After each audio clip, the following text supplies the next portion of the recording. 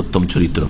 কালা, তিনি বলছেন, কানাতিল ইয়াহুদ তাকুল, ইহুদিদের একটি ভ্রান্ত ধারণা ছিল, তারা বলতো, এজা আতার রাজুল ইমরাতাহু মিন দুবুরিহা ফি কুবুলিহা, কোন স্বামী যদি তার স্ত্রীর কাছে পেছন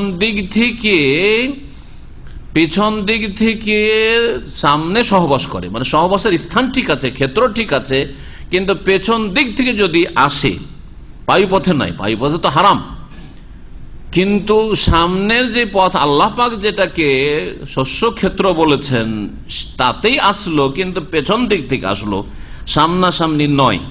কানাল ওয়ালাদু আহওয়াল, ইহুদিদের ভ্রান্ত একটি ধারণা ছিল, তারা বলতো যে এইরকম সহবাসের পরে যদি পেটে বাচ্চা গর্ভধারণ করে বাচ্চা আসে, সেই বাচ্চা কি হবে? টেরা হবে, বক্র দৃষ্টি বিশিষ্ট হবে। টেরা বুঝেন তো না, সহজ ভাষা বুঝেন, টেরা টেরা, চোখ টান থাকবে, হয়তো এদিকে টান থাকবে না, এদিকে টান থাকবে, টেরা। কানাল ওয়ালাদ আহওয়াল, এক কথায় আমার উদ্দেশ্য হচ্ছে বুঝে নাও, আপনারা বুঝে নিলি হলো, নিজের ভাষা এখন তর্জমা করেন, আপনারা আঞ্চলিক ভাষায় অনুবাদ করেন, সিলেটি ভাষা, চিটাঙ্গি ভাষা, আপনার বার্মার ভাষা, যেই ভাষায় তর্জমা করবেন করেন। আহওয়াল, হাউল মানে হচ্ছে বাঁকা, চোখ বাঁকা হয়ে যায়, আহওয়াল ওই ব্যক্তি। ফানাজালাত, তখন আল্লাহ পাক আয়াত নাযিল করলেন যে এটা ভুল কথা, ইহুদিদের ধারণা ভুল। নিসাউকুম হারসুল লাকুম, তোমাদের স্ত্রীরা তোমাদের শস্য ক্ষেত্র, তোমাদের ক্ষেত স্বরূপ। আপনার জমিতে চাষাবাদ শুরু করবেন, জমির পশ্চিম দিকে থেকে করবেন না পূর্ব দিকে না উত্তর দক্ষিণ থেকে, আপনার ইচ্ছা। কারো বলার আছে না, কারো বলার নেই।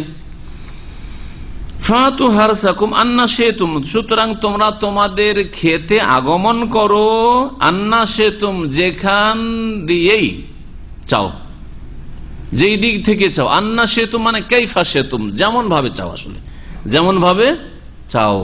আইনা সেতুম না, আইনা মানে যেখানে, যেখানে মানে তাহলে ক্ষেত্র আলাদা হয়ে যায় না, ক্ষেত্র আলাদা হলে চলবে না, ক্ষেত্র মাত্র একটি, দ্বিতীয় কোনো ক্ষেত্র নেই। একটি হচ্ছে শস্য ক্ষেত, দ্বিতীয় কোনো শস্য ক্ষেত না স্ত্রীর ক্ষেত্রে। বুঝছেন না কথা, বুঝছেন না? কারণ বিষয়গুলি বোঝা জরুরি। তো আন্না সেতুম মানে কাইফা সেতুম, যেমন ভাবে চাও, বসে চাও, দাঁড়িয়ে চাও, শুয়ে চাও, পেছন দিক থেকে সামনের শস্যক্ষেত ঠিক থাকতে হবে, শস্যক্ষেত ঠিক থাকতে হবে, কাইফা সেতুম। আর আন্নার অর্থ আইনা যদি করা যায় তাহলে স্থান পরিবর্তন হয়ে যায়, যেখানে চাও।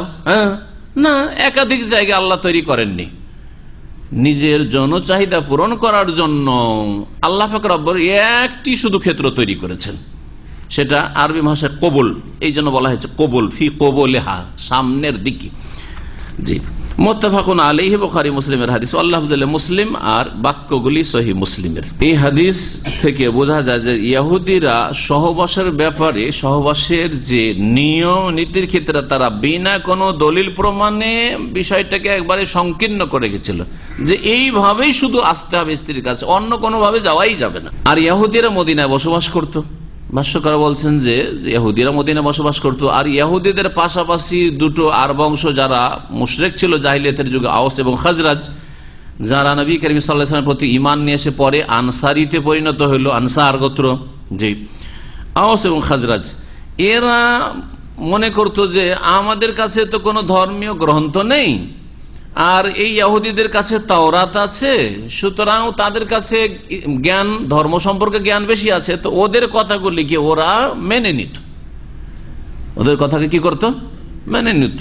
স্বাভাবিক, দুটো যদি সম্প্রদায় কোথাও বসবাস করে আল্লাহর জমিনে, তো যারা একটু সিনিয়র তাদের কাছে যারা জুনিয়র তারা নতি স্বীকার করে, ঠিক না? এদের কাছে ওরা একটু নতি স্বীকার করত, এরা তাদের কথাবার্তা বিশ্বাস করত। আর ইহুদিদের এই ধারণাই ছিল যে সহবাস যদি পেছন দিক থেকে সামনে করা হয় তাহলে তাতে টেরা ছেলে পয়দা হবে। আল্লাহ পাক রব্বুল আলামিন এর খণ্ডন করলেন এবং সাহাবায়ে কেরামদেরকে আল্লাহ পাক অনুমতি দিলেন যে তোমাদের স্ত্রীরা তোমাদের ক্ষেত, সুতরাং যে কোনো নিয়মে তোমরা সহবাস করতে পারো, অসুবিধা নাই, কিন্তু জায়গা একটি না একাধিক।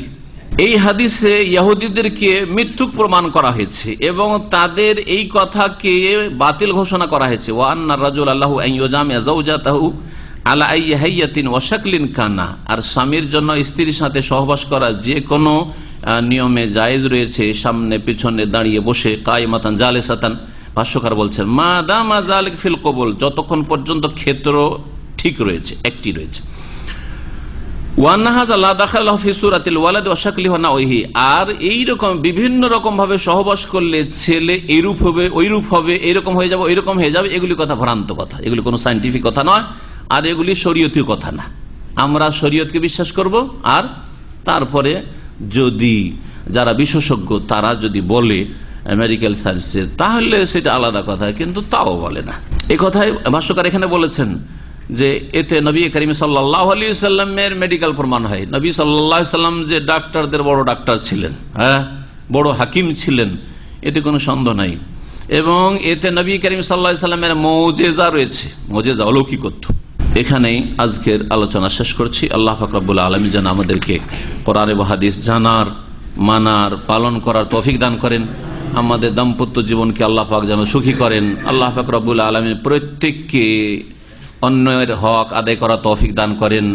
ভাইদেরকে বোনদের হক আদায় করা তৌফিক দান করেন, বোনদেরকে ভাইদের তাদের স্বামীদের হক আদায় করা তৌফিক দান করেন। আল্লাহ পাক রব্বুল আমাদেরকে পাক পবিত্র জীবন দান করেন। আল্লাহ পাক দুনিয়াতেও সুখী করেন, আখিরাতেও সুখী করেন, জাহান্নাম থেকে রক্ষা করেন, জান্নাতুল ফিরদৌস নসিব করেন। আমিন। সাল্লাল্লাহু আলা নবিয়িনা মুহাম্মদ ওয়া আলা আলিহি ওয়া সাহবিহি আজমাইন।